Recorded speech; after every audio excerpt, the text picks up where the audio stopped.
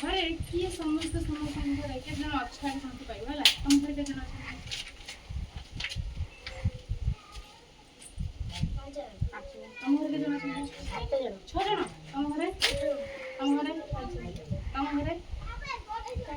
4 ଜଣ। ତମ ଘରେ? 7 ଜଣ। 5 ଜଣ। ତମ ଘରେ କେତେ ଜଣ? 3 ଜଣ। 3 ଜଣ।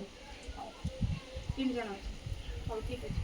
ଘରେ କିଏ କାହାକୁ କୋଉ କାମରେ ସାହାଯ୍ୟ କରିବ କିଏ କରେ ମତେ କହିବ। ତମେ ତମ ବାବା ମାମାଙ୍କୁ ହେଲା ବା ତମ ବୋଉକୁ ବା ତମ ମାଆଙ୍କୁ କୋଉ କାମରେ ସାହାଯ୍ୟ କର? ଜିନିଷ ଦୋକାନକୁ ଯାଇ ଏଇଟା ସାହାଯ୍ୟ। ତମେ କଣ କର? ଘରେ କୋଉ କାମରେ ସାହାଯ୍ୟ କର? କୋଉ କଥାରେ ସାହାଯ୍ୟ କର? ମାମା କହୁଥିବ ଶୁଣୁଥିବ। ଆଚ୍ଛା ଭେରି ଗୁଡ୍। ତମେ କଣ କର? ପରିବା ଆଣିବାକୁ ସାହାଯ୍ୟ କର। ତମେ କଣ କର? ତମେ ପନିପରିବା ଆଉ ସଉଦା। ତମେ କଣ କର? ମାମାକୁ ପାଣି ଦିଅ। Very good. Good girl. ତମେ କଣ କର?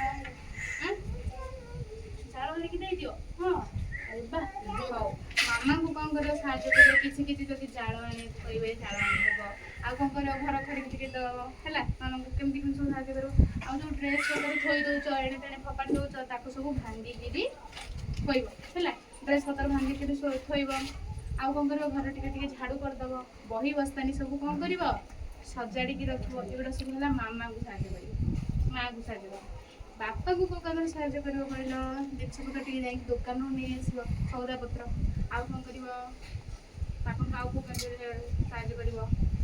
ବାପା ଯଦି ମାଟି ଟିକେ ପାଣି ଟିକେ ଦିଅ, ଶାଗ ଟିକେ ଦିଅ, ଦେଇଦବ ନାଇଁ? ପରିବା ପତ୍ର ଟିକେ ନେଇ ଆସିବ। ଆଚ୍ଛା ହଉ। ଏଇସବୁ ଜାଣିଲ। ଆଚ୍ଛା କହିଲ ମାମାଙ୍କୁ କୋଉ କାମରେ ସାହାଯ୍ୟ କରିବ? ମୁଁ ଏବେ ଯୋଉ କହିଲି କୋଉ କାମରେ ସାହାଯ୍ୟ କରିବ? ଜାଳ ଟିକେ ଆଣିକି ଦେଇଦବ। ପାଣି ମାରିଲେ ଘର ଟିକେ ଓଳେଇବାରେ ସଫା କରିଦବ। ଆଉ କଣ କରିବ? ବହିପତ୍ର ସାଇଜ। Very good. ଆଉ କଣ କରିବ? ହଁ ବିଛଣା ଟିକେ ପାରିଦବ ନୁହଁ? ଆଉ ଟିକେ ଗୋଡ ଟିକେ ଦାବିଦବ। ଗୋଡ ଟିକେ ମୋଡିଦବ ନୁହଁ? କେବେ ଦିଅ? ଆରେ ବା ଗୁଡ୍ ଗାର୍ଲ। ସମସ୍ତେ ବୁଝିପାରିଲ ତମକୁ କେମିତି କଣ ସବୁ ସାହାଯ୍ୟ କରିବ? ଜେଜେମାଙ୍କ ଗୋଡ ଟିକେ ମୋଡିଦବ ହେଲା। ହଉ ଭଲ ଲାଗିଲା ତାହେଲେ ତମକୁ। ଆଜିଠୁ ଯାଇ ସମସ୍ତେ କରିବ ସମସ୍ତେ।